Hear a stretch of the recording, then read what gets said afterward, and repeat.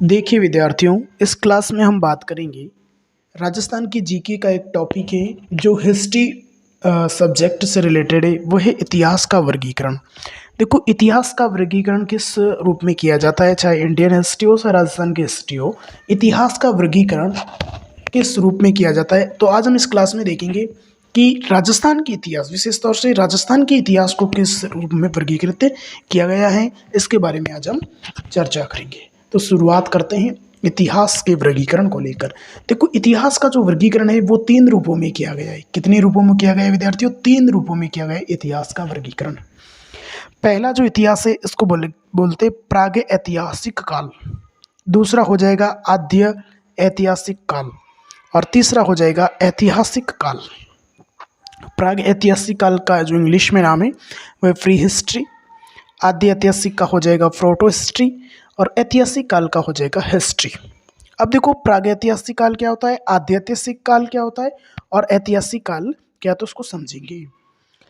प्राग ऐतिहासिक काल है, इसका जो टाइम पीरियड है वो है 25 लाख ईसा पूर्व से 3000 ईसा पूर्व तक। इसका जो टाइम है वह 25 लाख ईसा पूर्व से लेकर के 3000 ईसा पूर्व तक। इसका टाइम पीरियड आद्य ऐतिहासिक काल का 3000 ईसा पूर्व से लेकर 600 ईसा पूर्व तक, और ऐतिहासिक काल का हो जाएगा 600 ईसा पूर्व से प्रारंभ तक। समझ गए?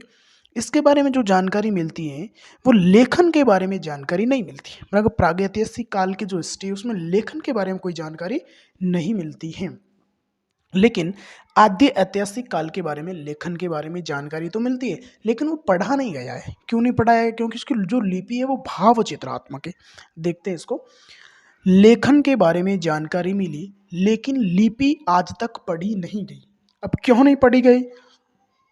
क्योंकि भाव चित्रात्मक लिपि है, चित्राक्षर लिपि और वस्त्रोत्पीड़न लिपि भी कहा जाता है।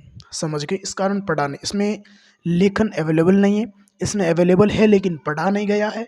और तीसरा ऐतिहासिक काल, मतलब लेखन की जानकारी मिली भी है और पढ़ा भी गया है। समझ गए? अब आगे और पढ़ते इसके संदर्भ में। जो प्राग ऐतिहासिक काल है उसमें पुरातत्व ही जानकारी का स्रोत है, लिखित साक्ष्य उपलब्ध नहीं है। इसमें पुरातत्व से ही प्रदत्त होती है, क्योंकि लिखित साक्ष्य है लेकिन पढ़ा नहीं गया है, और इसमें जो जानकारी मिलती है वो साहित्य से जानकारी मिलती है। समझ गए? अब प्राग ऐतिहासिक काल में 2 काल महत्वपूर्ण हैं। कितने काल है? 2। देखो, प्राग ऐतिहासिक काल को 2 काल में बांटा गया है, पाषाण काल और ताम्र पाषाण काल। पहला पाषाण काल है, फिर ताम्र पाषाण काल है। पाषाण काल को भी 3 भागों में, पूरा पाषाण काल, मध्य पाषाण काल और नव पाषाण काल।